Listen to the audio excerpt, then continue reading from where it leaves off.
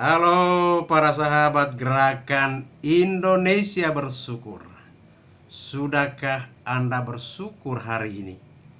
Nah, para sahabat gerakan Indonesia Bersyukur, pertanyaan ini akan familiar ya. Sepanjang para sahabat mengikuti kanal Gerakan Indonesia Bersyukur. Ini adalah kanal baru ya. Setelah sebelumnya saya mengembangkan kanal Hukum dan Lawyer Elias Daburnot. Kali ini ya memulai persis pada tanggal 2 Mei Hari Pendidikan, saya melansir kanal baru yang saya namakan Gerakan Indonesia Bersyukur. Kenapa saya mengatakan atau menamakan kanal ini Gerakan Indonesia Bersyukur? Saya ingin agar bersyukur ya, menjadi suatu habit, kebiasaan, gaya hidup, lifestyle ya, yang perlu dan harus ditumbuhkan ya, dimiliki oleh generasi baru Indonesia. Sudah lama kita mendengar ya, diajarkan untuk bersyukur, akan tetapi hanya berhenti pada ajakan, tapi tidak menjadi suatu gerakan, tidak menjadi suatu kebiasaan, tidak menjadikan bersyukur itu sebagai kebiasaan, habit ya, lifestyle ya, dipraktikkan, dihayati dalam hidup sehari-hari dari pagi sampai malam ya.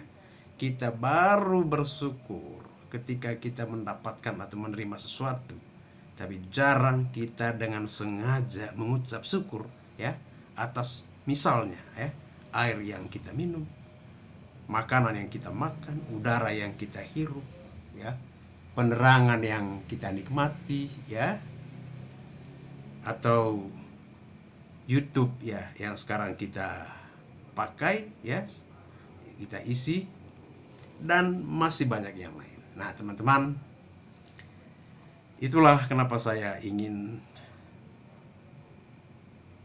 memulai ya, menanamkan, menyemaikan bersyukur ya sebagai suatu kecakapan, keterampilan, sikap, gaya hidup, kebiasaan baru yang harus tumbuh, yang harus dihidupi, dipraktekkan, dihayati oleh kita semua pada segala lapisan umur apapun. Kita bisa memulai, kita bisa ya mengubah hidup kita, menambah daftar kebiasaan kita. Salah satunya adalah dengan bersyukur. Nah teman-teman sekalian, kenapa saya keranjingan ya, kenapa saya tergerak, termotivasi untuk mengembangkan suatu kanal ya yang secara khusus didedikasikan sebagai gerakan bersyukur. Saya punya pengalaman pribadi ya. Itu kalau kita trace back kembali ke belakang, pada tahun 2014 saya kalah ya dalam kompetisi politik elektoral, di mana saya ikuti, saya jalani dengan penuh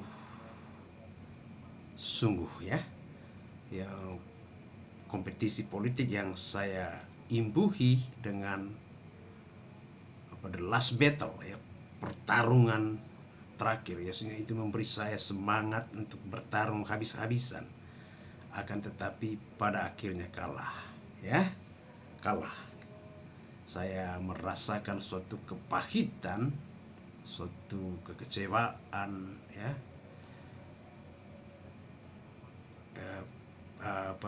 penderitaan akibat kekalahan itu ya. Akan tetapi teman-teman, itu hanya bertahan kurang lebih 2 minggu ya.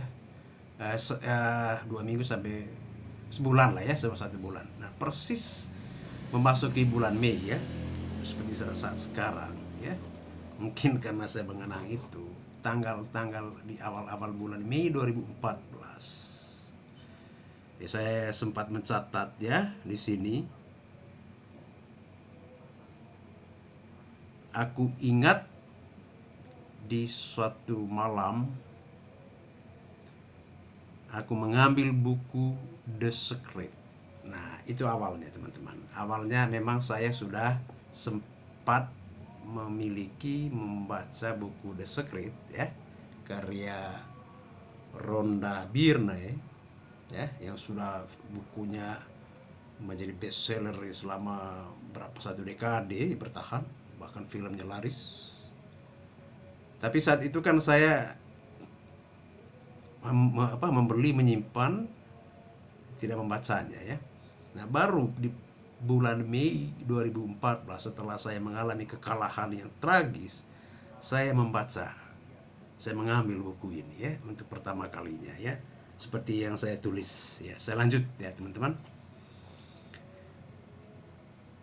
Aku mengambil buku The Secret yang sudah lama aku beli tapi belum sempat dibaca. Aku buatkan segelas kopi dan belikan sebungkus rokok kretek. Duduk diam menikmati suasananya, memegang ya, menyentuh, melihat buku karangan Rhonda Byrne ini, mulai dari cover ya, mulai dari cover depan ya, belakang, punggung buku. Saya benar-benar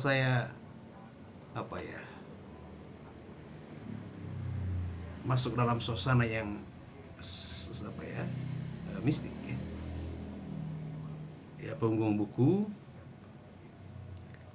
Nah, aku terhipnotis ya, baik oleh cover maupun judulnya yang terkesan mistik.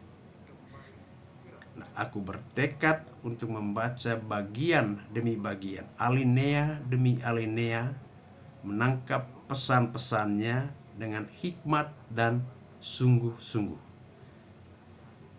Nah, kalimat demi kalimat, alinea demi alinea, bab demi bab berlalu. Akhirnya aku berhenti di bagian yang mengajarkan perasaan syukur. Nah, kata-kata dari John Vitale, Wallace Wattles, Marcy Simov, John DeMartini, James Ray, Lee Brower tentang syukur menggugah saya sedemikian rupa.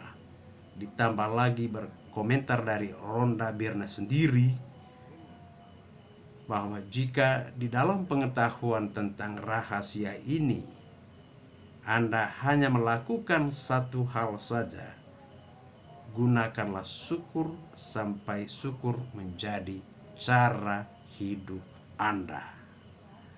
Nah, teman-teman, tanpa menunda ya. Maaf ya, sebelum saya melanjutkan catatan itu, inilah beberapa kata atau kutipan dari beberapa pengarang yang tadi saya sebutkan namanya. Misalnya Wallace Wattles ya, dia bilang, jika Anda baru mengetahui bahwa perasaan syukur membawa seluruh pikiran Anda lebih selaras dengan energi kreatif dari semesta, renungkanlah dengan baik. Anda akan memahami bahwa hal itu memang benar. Itu disampaikan Wallace Wattles yang lahir pada tahun 1860 dan wafat pada tahun 1911. Kemudian pengarang lain adalah Marcy Simov. Dia mengatakan, syukur adalah jalan yang mutlak untuk mendatangkan lebih banyak kebaikan ke dalam hidup Anda.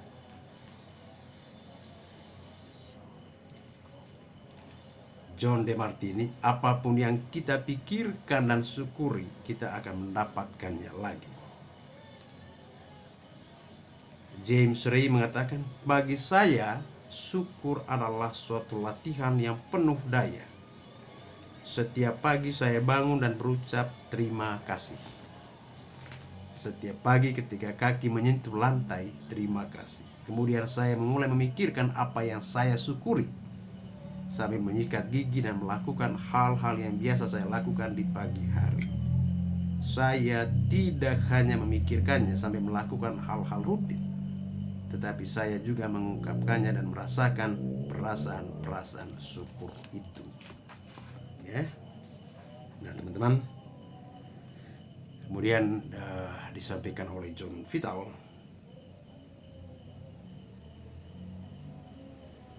apa yang dapat Anda lakukan saat ini untuk mulai mengubah hidup?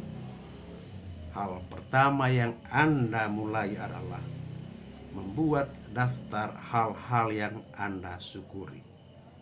Ini akan memindahkan energi dan mulai memindahkan pikiran Anda. Jika sebelumnya Anda berfokus pada apa yang tidak Anda miliki, keluhan dan masalah Anda, sekarang Anda melangkah ke arah yang berbeda ketika Anda melakukan latihan ini. Anda mulai bersyukur untuk semua hal yang menyenangkan Anda. Nah, teman-teman, itulah.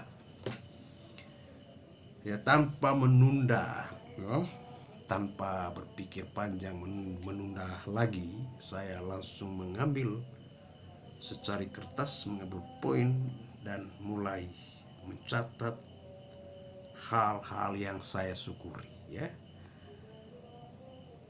Untuk memudahkan saya dalam mencatat hal-hal yang saya syukuri dalam hidup, saya buat dalam bentuk kronologis mulai dari saya lahir sampai dengan saat saya menulis itu, ya. Saya mencatat kurang lebih 100 hal yang saya syukuri, 100 hal malam itu. Dan apa yang terjadi, saudara-saudara, uniknya, ajaibnya, ya, saya merasakan untuk pertama kali ingin memeluk diri saya. Saya sangat menghargai, mencintai diri saya dan ingin memeluk jiwa saya. Saya bangga, saya apresiasi, saya respek, hormat dengan diri saya. Ya. Situasi yang tadinya, ya, 1 bulan pasca kekalahan dalam pemilihan legislatif, ya, yang penuh dengan kemarahan, kekecewaan, ya, sekejap berubah, ya, menjadi penuh energi, penuh ajaib, penuh perasaan sukacita, gembira, penghargaan terhadap diri, ya. Saya merasa takjub, merasa bahwa diri saya adalah orang yang terberkati, bahwa saya adalah pribadi yang luar biasa, ya. Itulah, teman-teman, itu yang saya alami, yang saya rasakan saat itu ketika saya mengambilkan poin, ya, mencatat hal-hal yang saya syukuri dalam hidup, ya. Dan sejak saat itu saya menjadi keranjingan bersyukur. Sejak tahun 2014 saya menjadikan bersyukur sebagai habit, sebagai kebiasaan, sebagai suatu gaya hidup, lifestyle saya, ya.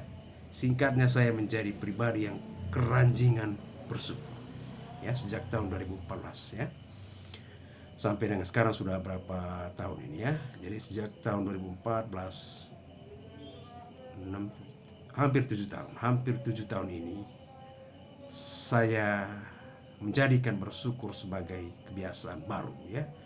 Apa yang saya rasakan adalah saya menjadi pribadi yang energik, pribadi yang produktif, sehat, merasakan harmoni di dalam diri, ya, merasakan kedamaian, ya, selalu produktif, ya. Dan kita memiliki suatu perasaan baru dalam hubungan dengan orang lain, tidak melihat yang lain sebagai kompetitor, tapi kita melihatnya sebagai partner, ya, sebagai orang yang diajak untuk bersinergi, ya, bukan kompetitor, tapi mereka adalah mitra, ya, partner yang harus diajak untuk bersinergi. Ya, pikiran-pikiran seperti itu yang dominan ketika saya mulai menerapkan, mempraktekkan, menghidupkan, menghayati perasaan syukur.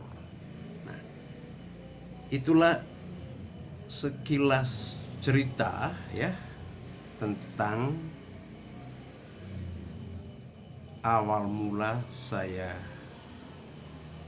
atau bagaimana saya bisa bangkit kembali dengan perasaan syukur, bisa mengubah, ya, keadaan yang tadinya gelap, ya, terkungkung, ya, terperangkap dalam kemarahan, kekecewaan, kemudian berubah sekejap, ya, menjadi energik, ya, semangat, bangkit dengan penuh syukur, bangkit dengan penuh optimisme, bangkit dengan semangat baru, ya, dan mulai lebih menghargai diri, ya, daripada sebelumnya, mengenali diri, menghargai diri, respect.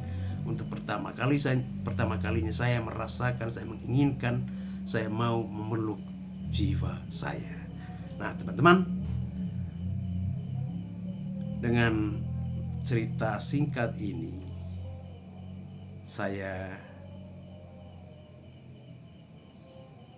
memperkenalkan channel ini, ya, yang saya beri nama Gerakan Indonesia Bersyukur. Saya ingin agar siapapun yang mengikuti channel ini, ya, bisa tertular dengan spirit, dengan semangat untuk menjadikan bersyukur sebagai gaya hidup, sebagai kebiasaan baru, ya. Jangan kita menunda, ya, atau bersyukur hanya pada saat-saat tertentu, pada saat-saat di mana kita mendapatkan suatu hadiah atau hal-hal yang mengejutkan, akan tetapi bagaimana kita menjadikan bersyukur itu sebagai bagian dari hidup kita setiap hari, ya, melangkah hidup baru kita dengan bersyukur. Saya kira itu spirit yang menjadi dasar channel baru ini, Gerakan Indonesia Bersyukur. Sudahkah Anda bersyukur hari ini? Salam Gerakan Indonesia Bersyukur.